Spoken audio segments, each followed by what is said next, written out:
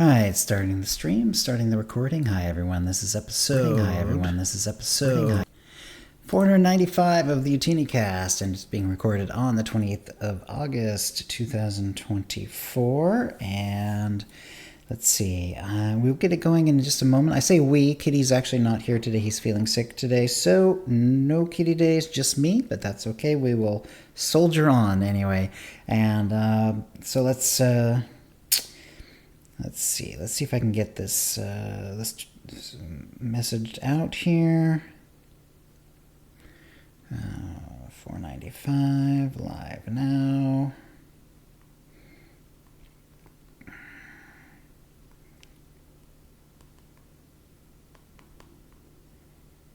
Okay. Will it let us put...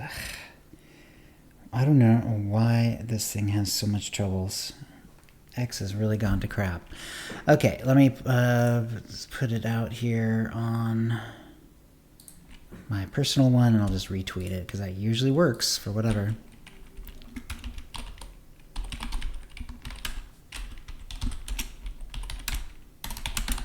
All right, twitch.tv/OotiniCast.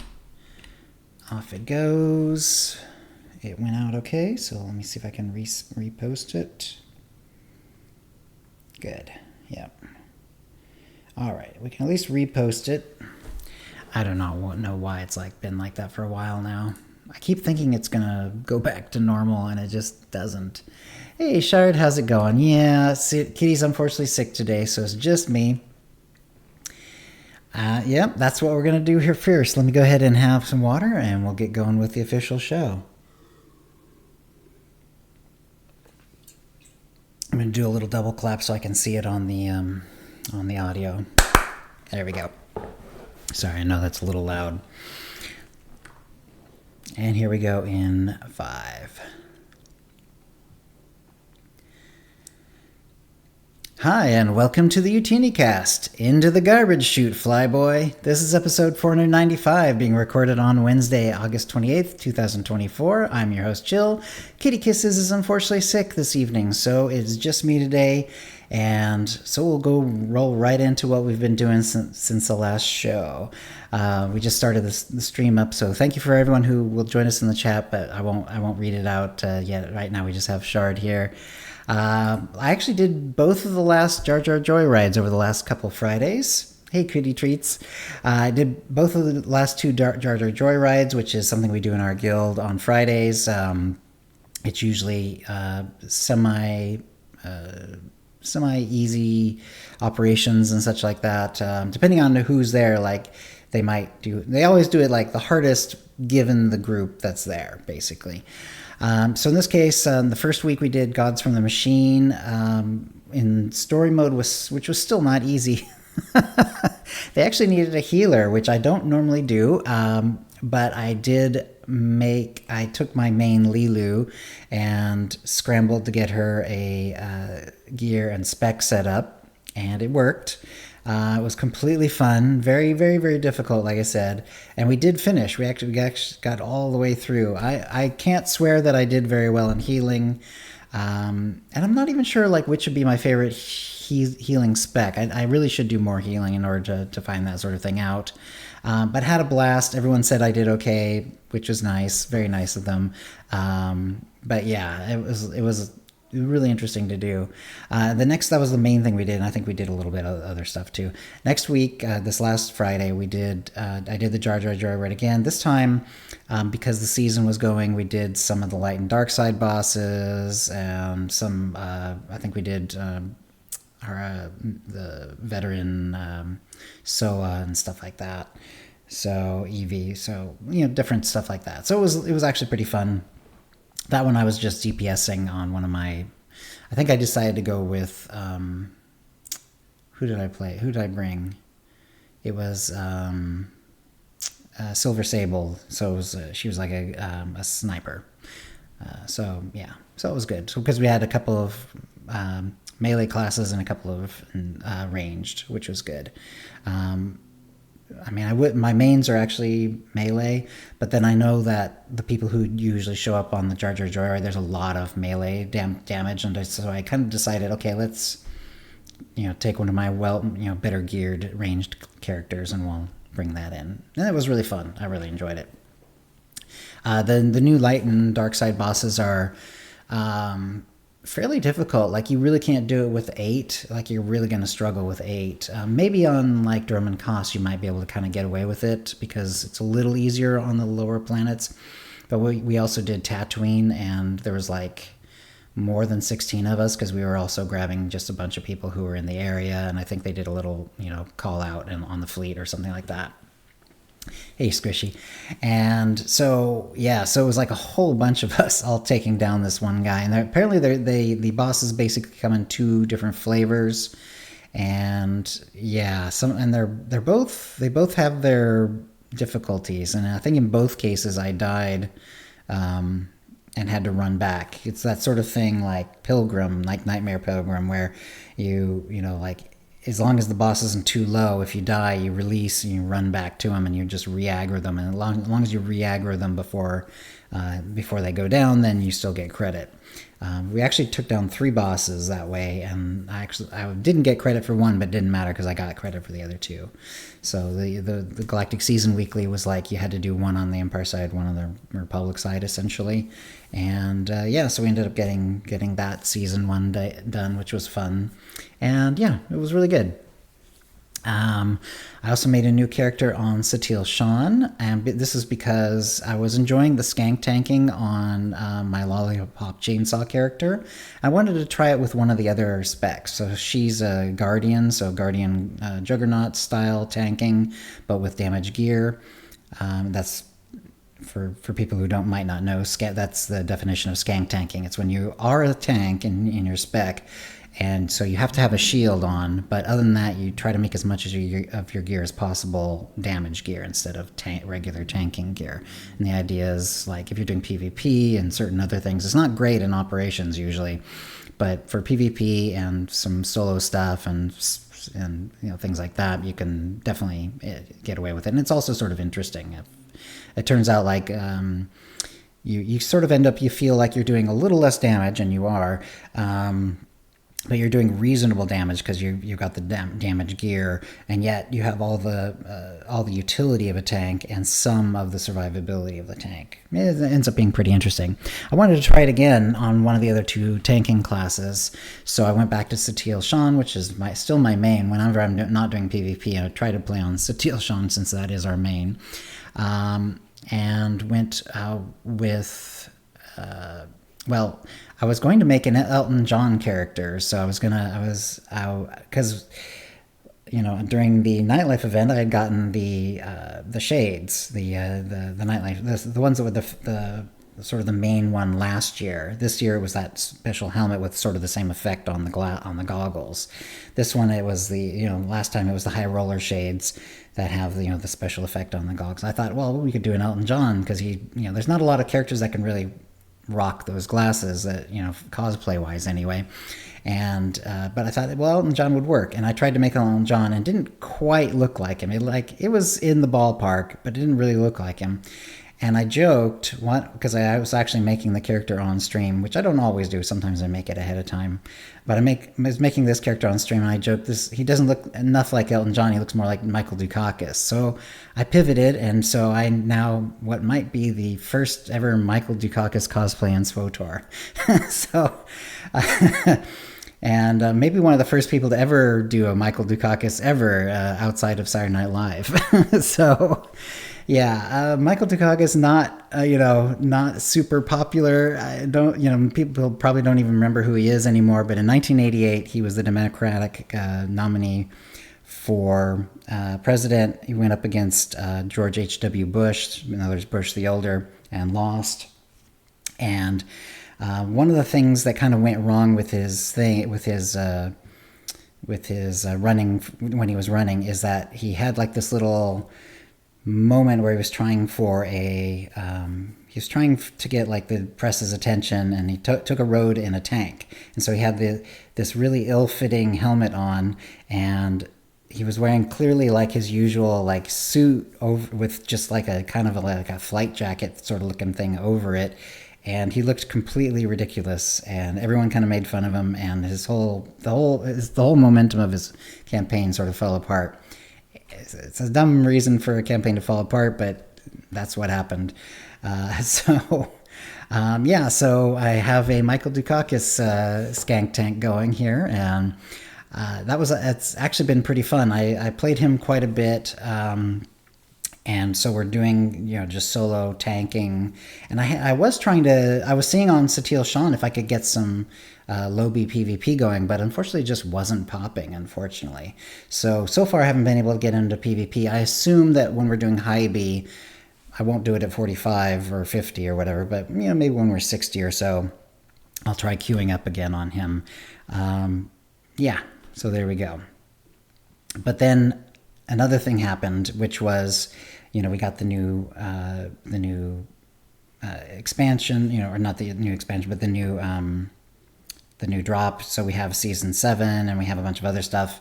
Well, I wanted to do the date nights, so I was going through all my characters to see who I could do them on. And it turns out, and I have 88 characters on Satil Shan, and I have probably about 40, well, maybe not 40, but 25 characters on Starforge. Didn't have a single one that I could do Vet or Eric Jorgen on. It's crazy. How is this even possible? How can I have this many characters and not have one that that can do the Vet date night and not one that can do the Eric Jorgen date night? But I didn't. So I kind of went through it. So turns out Vet is one of my favorite companions, and I definitely romanced her a lot early on in the game. But the problem was this is before I was streaming. And so I was just doing more role-playing characters, just regular role-playing characters of various kinds. And that's all fun. I still I still think that's fun to do. But for streaming, I enjoy the whole cosplay thing because it gives me another sort of thing. And so, people can see come and see if I did an accurate cosplay and whatever. But in any case, so the old role-playing characters, a lot of them don't exist anymore. Because I have 88 characters, but to get all those slots, and they kept filling up. I didn't always have either the credits for the GTN or the CCs from the market to actually get another slot, and so I would delete an old RPG character because I didn't care about those as much as far as keeping them around. So it turns out all the ones that could have done Vet are gone, or when we did Kotfi Kotet, if they had romance Vet, then they moved on, they romance Lana or Koth or Theron or someone else. And in any case, I didn't have a single character who could do Vet or Eric. So, yeah. Right. So I decided, okay, well, we've got to see these at some point, and as soon as possible, especially I want to see Vets. I do want to see Eric's as well, but it was really disappointing me that I couldn't see Vets. So made a new character, and I dropped Dukakis for now. We're just going as fast as we can.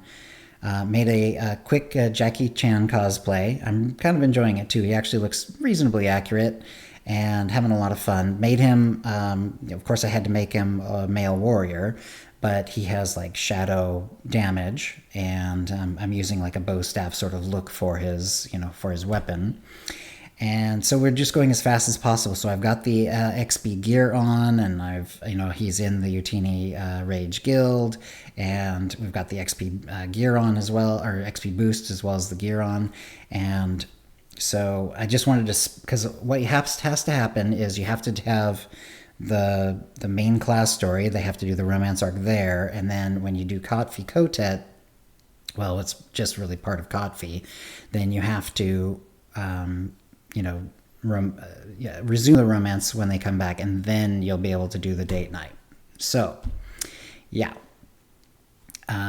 so what I had to do is get through the class story, and then as soon as I could, start going on the Kotfi chapter. So I got through the end of the class story, and because I was doing it as fast as possible and not doing any side missions, even skipping a few bonuses here and there when they took too long or whatever, I did get through it very fast. But even despite the XP gear being on, I was only level 51 or something like that. So I still had 9 levels to go before I could jump ahead to Kotfi. So I did 4 flashpoints at that point. And with the XP gear and everything else, flashpoints are really good for XP anyway. And that got me to 60. And then I immediately started going through the chapters, because I don't care about the level at that point. just getting through the chapters is fine. And so that's going well. I'm not quite there though.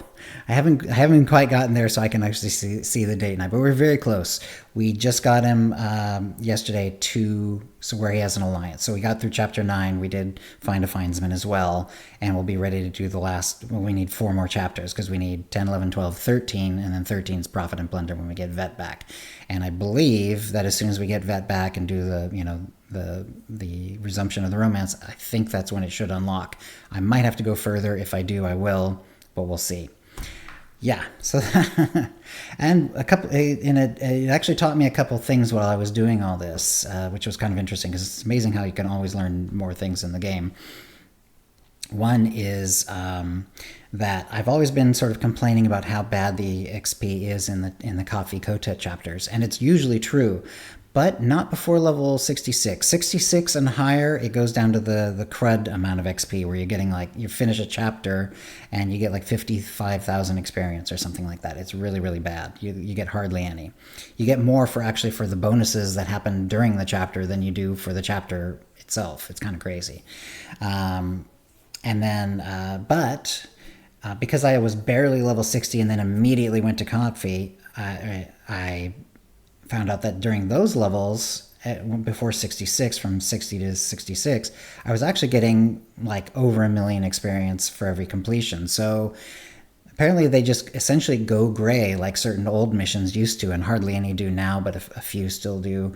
Apparently you can still get really good experience for the chapters if you're jumping ahead to them at level 60, and then you can get you'll gain a level with every chapter you do, pretty much, because it's roughly the same amount as the actual level. But then as soon as you ding 66, it goes back down to being crap. So, and now I'm slogging through the levels, but I don't care because I'm within 4 chapters and I've got plenty of experience and my level's fine for, as far as getting through the chapters, I'm perfectly fine for that level, which is great. So yeah, so that was pretty interesting. The other thing I will learn is what we'll do next, which I'm calling the tip of the week. So here's the tip of the week. So we talked a lot about Vet, and how we're very close to getting Vet's date night unlocked. Now, I also did try with, because I also was also looking for who could do the date night with Eric Jorgen. And it turns out I didn't have any of those either, as I mentioned. A couple of them, though, were close. One of them is in the chapters and is fairly close. The other one, but I'm not 100% sure if she did the romance or not. So so instead of trying for that one first, which would still take a while to do because I still had a few chapters to get before I would get to Eric Jorgen, because I wasn't sure how that would work. First of all, I wasn't sure if she had romanced him or not. I could not remember. It's been too long on this character. And then the other thing is, even if I didn't romance him, it's at least possible, I would think, that maybe you could start a romance with him anyway. I'm not 100% sure on that fact or not. I know it's, more or less possible with Lana and Theron and stuff, but I wasn't sure if, with Eric, if we would absolutely have to have done the romance arc during the class story or not. In any case, because I wasn't sure of that, and I couldn't remember whether I had actually romanced him on the character originally, I decided to work on the other character instead, because she was she's my Starfighter character. So I haven't done Starfighter in a while, but I was doing it pretty regularly for a little bit, and so because of that, she was only she was in Act 3 of the class story, so she still had some of the class story to go. But she was level 66. She had plenty of levels because, you get a lot of experience for doing Starfighter. So I did one planet because I wanted to see if I unlocked a story with him, if I could tell if I was at least on the romance track with him or not. Because I knew it was late enough in the story that if I had completely ignored his romance, it's possible that I just couldn't pick it back up. Some of the stories are like that. Some of them you can kind of start the romance even if you don't do the first couple of flirts. Other ones you kind of need to flirt right from the get-go. And I thought Eric might be one of those kind of get-go flirt ones. And in any case, I wanted to find out if she was on the romance track or not. So this is off stream. I just did Belsavis, which happened to be the next planet she needed. It unlocked a conversation. It turns out he was on the romance arc, and we the conversation was clearly like, okay, now they're going out on a date or whatever, and it was like, okay, clearly, yeah, we're doing the romance arc on her. Grim, great. But I wanted to try something because I didn't want to necessarily have to do what I was doing with the Jackie Chan character, and so what I did is I got her through the class story, and did all the conversations, with the romance, and very clearly completed it. Like, did the full, marriage sort of, looking towards potential kids and stuff like that. The whole shebang. Every conversation I could have with Eric, I had, and I had always done the romance version. So we're set. And so I thought, okay, well, if all we need is to have the alliance, let's just jump ahead. So I tried jumping ahead to Ossus, where you have the alliance. Well, I tried that, and unfortunately, what happens with that is, and we kind of know this from experience. What ends up happening is you essentially get sort of a generic set of choices. Like, everything that you skipped gets sort of either the generic Republic choices or the generic Empire choices. And there's nothing wrong with that. It works pretty well for the most part. And so I thought, okay, well, great. We romanced him. Let's go get our alliance. Now we can have the date night. No, that does not work. So as it turns out, yeah, you can't jump ahead and then do the romance arc. So I jumped ahead to Ossus. She had the alliance. I looked, I did find a Findsman just to make sure that wasn't the issue. Nope, did not show up. Okay, well, then I thought maybe I can go back, do Eric Jorgen's chapter just by itself, and then maybe that will unlock it. So I did the Eric Jorgen chapter, made sure that the flirting happened and that we resumed the romance, and it did. And it in fact even said, "Do you want to?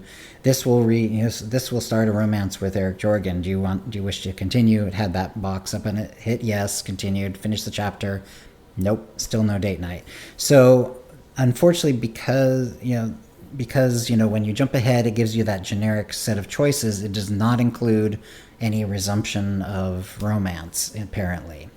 And when you go back and do the chapter again, even though it'll show you what'll happen if you make those choices, it'll even say, resumption of a romance and have that box and everything.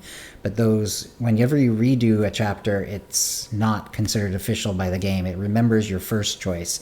In this case, all my first choices was from that skipping ahead, which did not include resumption of romance, apparently. At least not, that's not how it works. So I found out the hard way. Don't just jump ahead and try to get your alliance that way. You really need to do the coffee chapters. You cannot skip them and come back and do the chapter with the companion again. It does not work. You have to start at chapter 1 of coffee. You have to get your alliance, go through the chapter until you get to the actual companion chapter, then continue. And hopefully at that point, once we get that done, we'll be able to take care of it. So soon I'll be able to do Vet for sure. Eric Jorgen, I think I'm okay. Like I said, I have another character who was sort of like just a couple of chapters away from the Eric Jorgen chapter, and I will try that. And hopefully it'll be available as a romance, and then we'll be able to just do that as well. We'll see. But in any case, that's sort of like that's the tip of the week. So don't jump ahead of the chapters assuming that you can somehow get the romance back that way. It does not work. It absolutely does not work. So yeah, you have to start and you have to do all the chapters. And I've seen them so many times, and I do skip them a lot nowadays. That's actually that's probably another issue actually of why I couldn't find a Vet or an Eric companion, is because for a long time I was doing all the chapters on every character I made, and either because originally I was making them during that period of time, and that was kind of like the only thing to do. And then later on, it's like, well, I didn't want to skip ahead. I wanted to see the story on everyone. But eventually, I got to the point where I just was like, kind of skipping Coffee Cotet as much as possible. And because of that, I just ended up not having a lot of characters that had the possibility. So there you go. don't try jumping ahead to Ossus to get your alliance back. It's not enough to get your companion romance going again, even if you did the full romance during the class story. There you go. That's the tip of the week. And if you have a tip of the week, please send it to OotiniCast@gmail.com before the next show for a chance to win a Tonfon, M83 droid, M83R droid, or an M2B9 droid, plus a 450 CC code, all courtesy of Broadsword. And thank you to them for those codes. That will bring us to the Mind Trap. And let's see. So the new Galactic Season, The Greatest Bounty, is live. What are you looking forward to unlocking most? And so the options we had were the armor sets, the weapons, the mounts, and then the packs and CCs. And thank you to everyone for voting. We had 60 votes, which is a little on the light side. We also did a little late. We were sort of figuring out what we wanted to say and so on. But in any case, thank you everyone who voted and reposted and all that good stuff. And I think for me it was, I said the armor sets. To be fair, you could make an argument that I should probably have said the packs and CCs, because I do, and I am once again, Season 7, going through all, I'm doing all the different servers, and I'm doing seasons on all of them. A lot of it happens off stream. It's relatively straightforward to get a few things done every week, and you can get through the season that way. Once in a while, I go through and I make sure I get like a whole week's worth of like extra stuff done, because by now I've done this enough that I have multiple characters on every server, and so if they need if it has to be a trooper or agent, then I've got one of those, and that sort of thing. Anyway. So, but I did say the armor sets for this point, because I actually think the armor set's sort of interesting.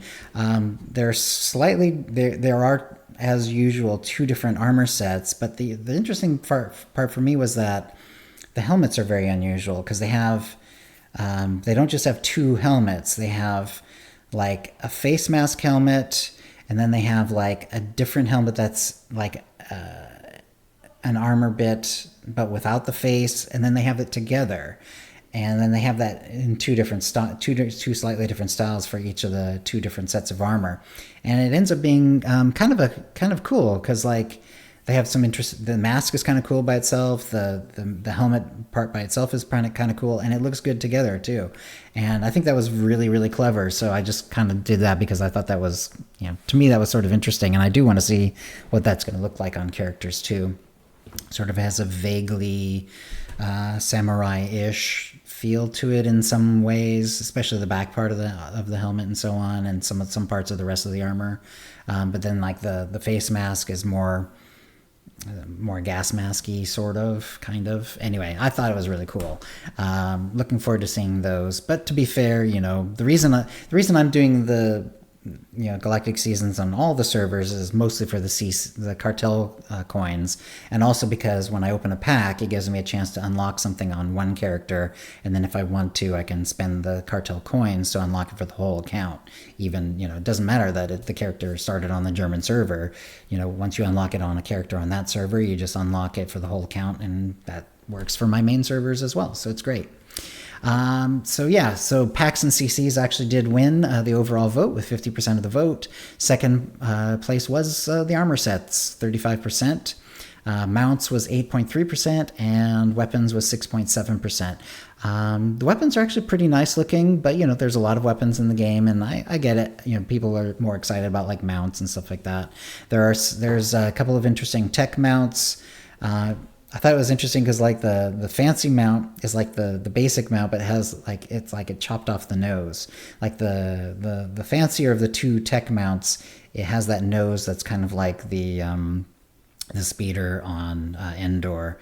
The ones that a lot of the basic taxi speeders are based on in the game. It has that sort of nose with like the long nose and the fins at the front and stuff like that.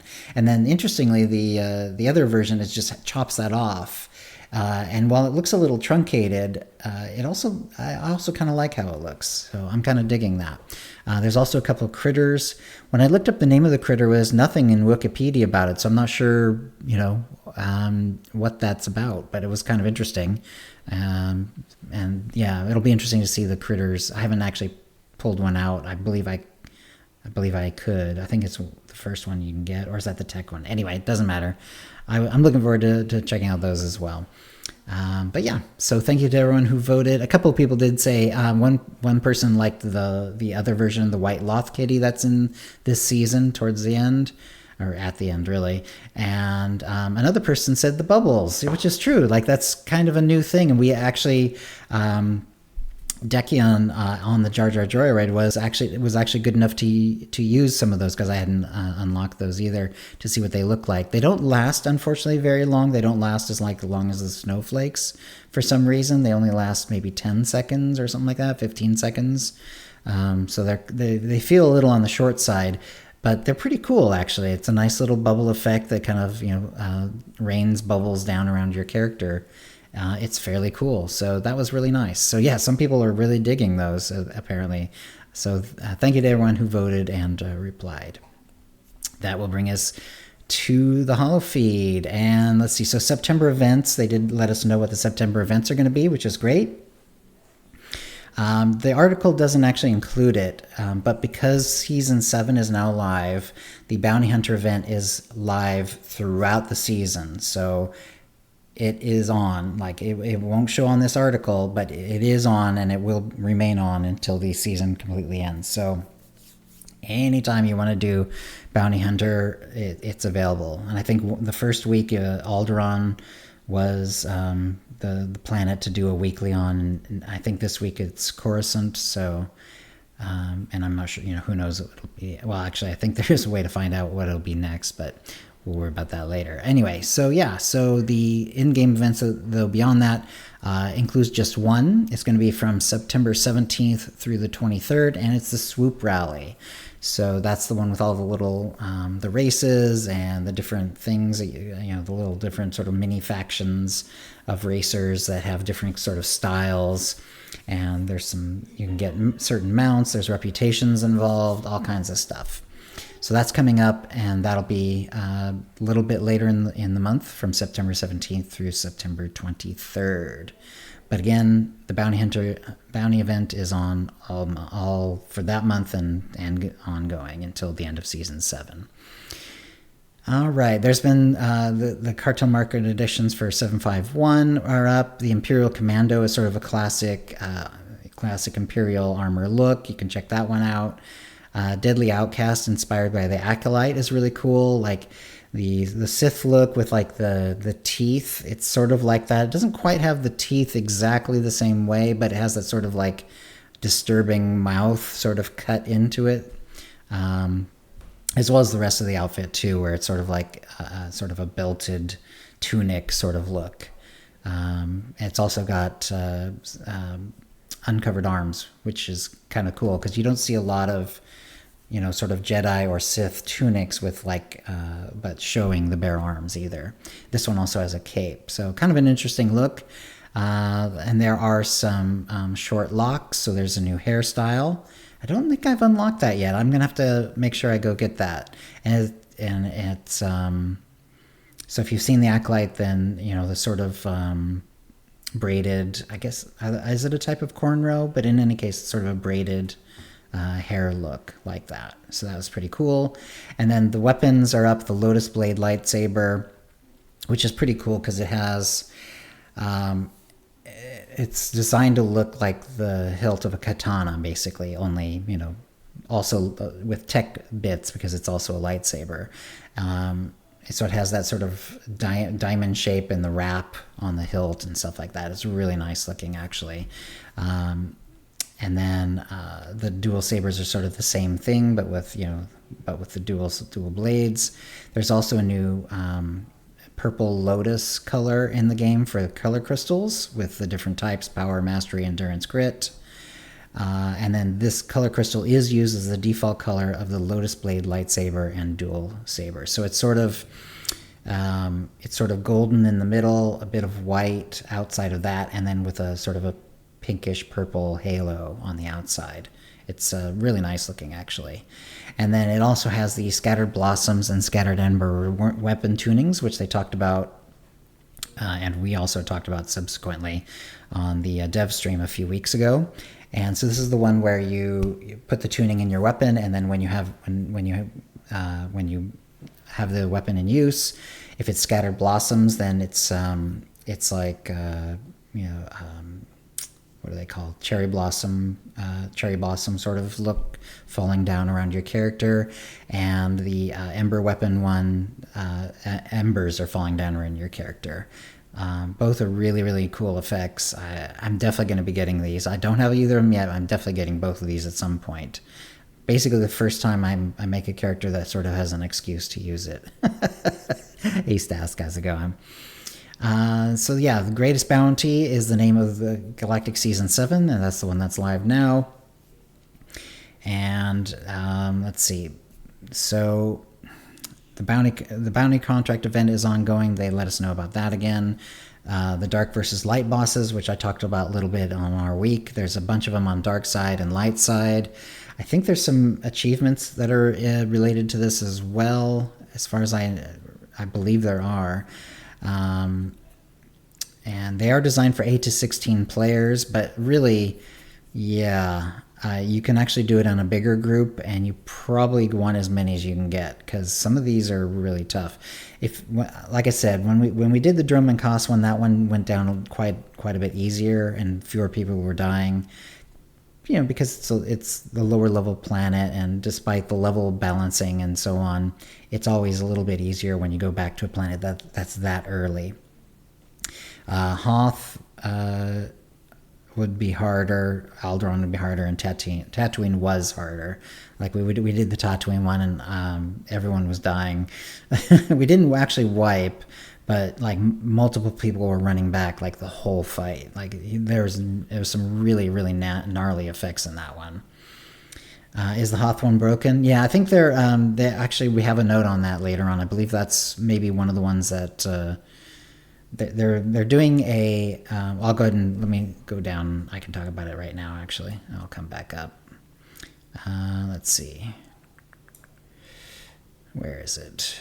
Yeah, so they're deploying a fix for the Defender Galata bug. I'm not sure if that's the only Hoth one or whatever, but on August 29th, so the day after we're recording, so the day that the actual not the video but the audio version of the podcast comes out, it should be when they do it. They're gonna do a 7.5.1a, and so hopefully that will fix it. Yeah, so hopefully if there's other ones that are bugged on Hoth or wherever, then those would also get fixed. I guess we'll see. But yeah, so yeah, again, very tough fights. Don't expect them to be don't expect to roll over these guys, because the damage is very high. There's a lot of AoE damage, and it is just brutal, but pretty fun too.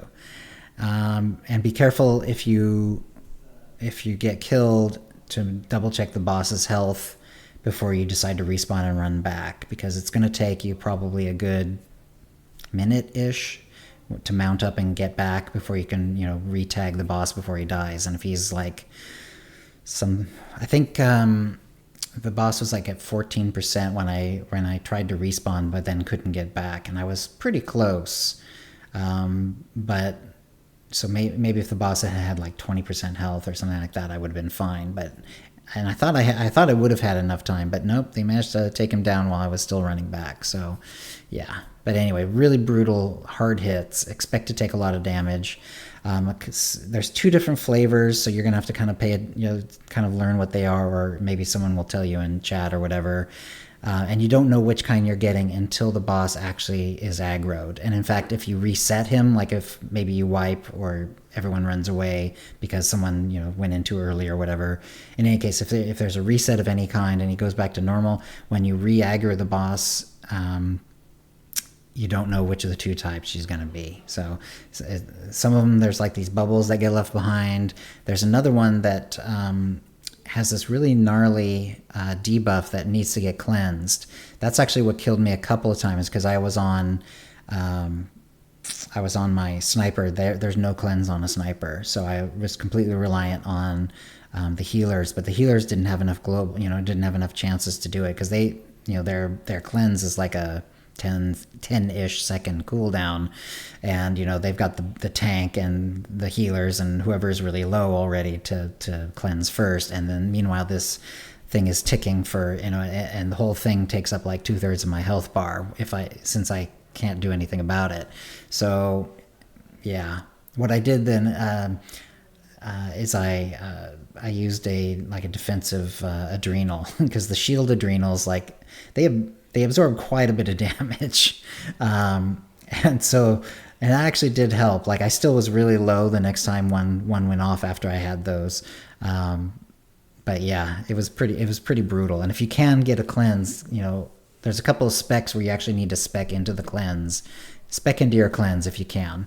It's a really hard hitting tick if you have that version of the boss. But like I said, there's 2 different versions. There's a lot of AoE in both cases, but they're somewhat different. Some of them have like the kind that you're gonna have to run out of circles. Some of them have the kind that, like, if the person who gets targeted runs, then he drags damage throughout the whole raid. It's really gnarly. A lot of fun stuff though. The Dark versus Light vendors are on the fleet. So Righteous Mystic and Dread Mystic lightsabers are available. Honored Saberist and Honored Adept armors are available. And some of these are really, really good classic looks too. Dread Enforcer and Dread Taskmaster armors. Why is that hard to say? A couple of speeders, good stuff like that. One other thing to mention is that there are Dark and Light tokens on the seasonal reward track. Be careful who you grab those with, because they are character by character. They're not legacy bound. So be careful who you decide to actually accept those light and dark tokens off of the track on, because they will go onto that character and that's it. All right, let's see. And they do go into what the various rewards are. And let's see, does it show? It kind of shows. It kind of shows the helmet. But anyway, so like I said, it's kind of cool, because like there's the helmet, and then there's like a face mask, and then there's a version that has the face mask and the helmet. So you get all three different kinds, and then times 2. And then there's the White Loth Kitty. There's the different weapons. Yeah, good stuff. And let's see.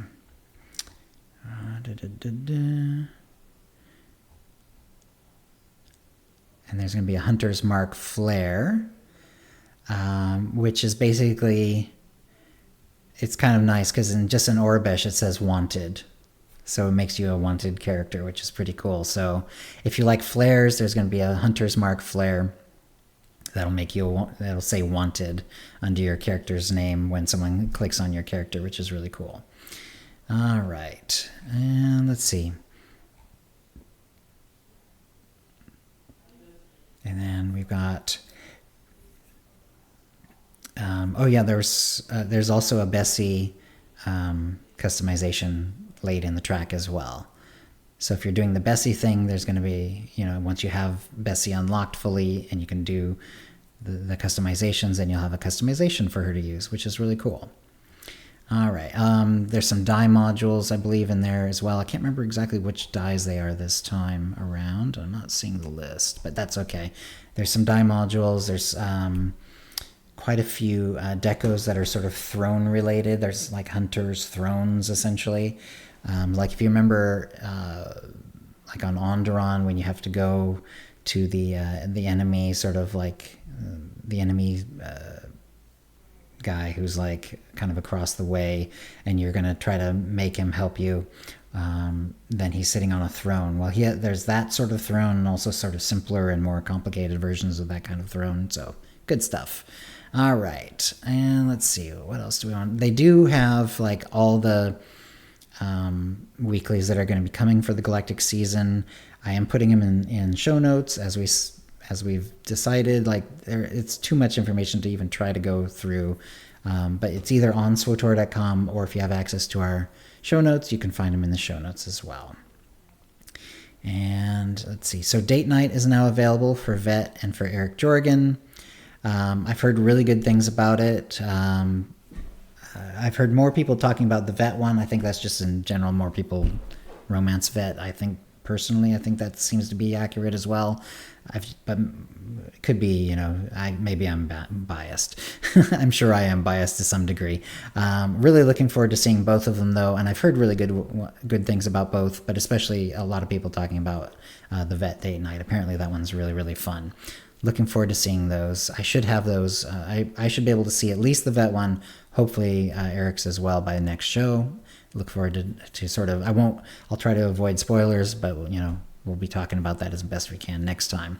The Twitch drops are now live as well. So if you go to SWTOR.com, you log into your account, there's a little place to connect your SWTOR account to Twitch. Then if you watch 4 hours worth of SWTOR streams, my stream works. Doesn't matter if they're like, they don't have to be an official, it's not like KittyKissz stream is sort of an official creator one for SWTOR, but it can be any SWTOR channel. Then you watch it for 4 hours, and then there'll be a little thing for you it'll kind of let you know that it's available. You kind of click on it, and then next time you log into your character, you'll have the mount, and then it'll be on every character in their mail as well from then on. It's called the Orlean Voidstream mount, and it's actually really nice. The Orlean is a type that's been in the game. This one is a nice pink and purple color scheme. It has a lot of holographic stuff on the outer sides of it, especially on the wings. There's sort of like I believe it's a credit symbol on the front as well. Plus, when you're in motion, there's little pinkish purple sparks or something, or little glowy bits that sort of come out of the engines. It's nicely done. It's nicely done. It's a very nice one. I do have it unlocked, and unfortunately, because I bought the Firebolt, though, I'm using the Firebolt an awful lot because of the speed boost. But I really do like the Orlean Voidstream one. I'm sure there's going to be characters where that is becomes a main mount for those characters as well. So yeah, that's how you do that. And let's see, what was the other thing? And then there was let's see. There's a couple of things they let us know about known issues in 751. In Vet's Date Night mission cinematics, there's no mouth movement but only for French and German clients, so they need to fix that. But apparently in English it is working properly. When using the companion in context travel to alert location button for Vet's Date Night mission, players will find that missions will not trigger upon arrival and upon immediately entering Vet's room. The workaround is from the location where the player characters initially spawned, walk back several steps before entering Vet's room, and then the mission should trigger. In other words, the little trigger size, they didn't quite put it in the right spot or made it too small or too big. Probably too big, I would guess, in this case. And then, so it's like you're actually sort of inside it when you get there, which means and then it doesn't want to trigger. So you just kind of back up, move in, and then it should trigger for you. Let's see, there's some instances where the player character's eyes are closed, occurring for characters that are pure Sith blood, especially, apparently. And let's see. Let's see, is there anything else? Interacting with Eric Jorgen in the open world after triggering the Date Night cinematic a first time causes an additional 3-second cinematic to play. Okay. Let's see. If Jorgen's Date Night mission cinematic was triggered but then cancelled, players will not be able to manually enter the phase that will trigger the mission again. Upon entering the phase, players will be placed in a perpetual conversation state. The workaround is to hit escape. To cancel the conversation state, interact with Eric Jorgen outside of the phase. There we go. And then the Dark versus Light World bosses, the agony ability persists even after the boss has been defeated until the duration of the damage zone runs out.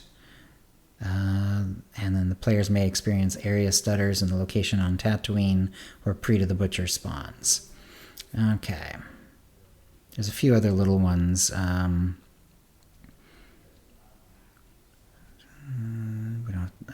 Let's see. A few item ones, blah, blah, blah, blah. And they know about that one. Okay, because we already talked about that one. Okay, so and then in addition, Bryant Wood put some information about the changes and updates on the changes to how many, like, the caches and so on. So released with 751, the three Supreme Decurion upgrade caches can upgrade to one Kalumi upgrade cache, not Rakata upgrade cache, as accidentally stated. They revised mission rewards for Story Veteran and Master Operations. And then additional changes will be coming in an upcoming patch. Adding a new weekly mission for the R4 anomaly on Story and Veteran mode. PvP players can now convert 3 Thrigian upgrade caches to 1 Kalumi upgrade cache. And then certain missions will not, or the following missions will grant players a choice of 1 Thrigian upgrade cache or 80 additional WZ-1 accelerants. And that's the weekly Galactic Starfighter, Go Berserk, and Spoils of War. So they're still working on all those little changes they made to gearing up that they made for 7.5. Sorry, 7.5.1. Yeah. All right. And really, that is all the news. Hopefully Kitty feels better soon, so send him your best wishes. Hopefully he'll be streaming again, possibly as soon as tomorrow. He didn't let me know any of his plans on that score, but hopefully he'll be feeling better soon.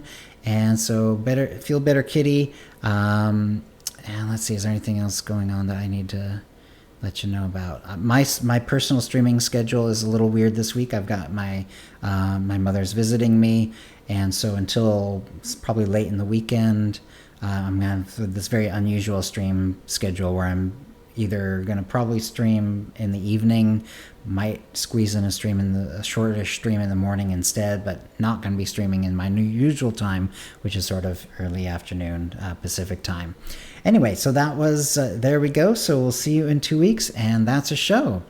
If you'd like to play with us in the Utini Knights Guild on the Republic side of the Zestiel Shan server, or in our Utini Rage Guild on the Empire side, do a /c join Utini to join the Utini channel. Then let us know you're a fan of the show. You can email questions and comments to the show at OotiniCast@gmail.com. Follow us on Twitter, X using @OotiniCast, or Mastodon at OotiniCast@mastodon.world. You can find contact details for us on our website, OotiniCast.com, which includes how to subscribe using iTunes and the rest. We record the show live bi-weekly on Wednesdays, 4 p.m. Pacific, streaming at twitch.tv/OotiniCast. Our theme song is Doomsday by Jean-Paul Zogby. And thank you to everyone in the chat room, and we'll see you next show. All right. And let's see if we can find someone we can do a little Raideroonie on. Oh, it's giving me some messages and stuff that I don't care about. Yes, thank you very much. And let's see. Let's see who we're following here. Who's on? Let's see. Ronan is just starting his stream. That seems like a pretty good time to do it. He'll be, it looks like the timer shows in 2 minutes, 25 seconds he'll be starting. So let's go ahead and say hi to him. Thank you for coming. And yeah, so hopefully Kitty will be streaming tomorrow. I don't know, though, for sure how sick he's feeling or when he'll feel better, but I'm sure he'll be better soon. And here we go.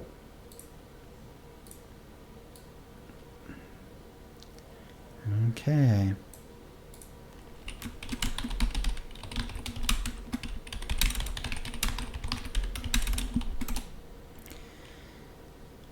Okay, and I'm going to stop the stream and stop the recording.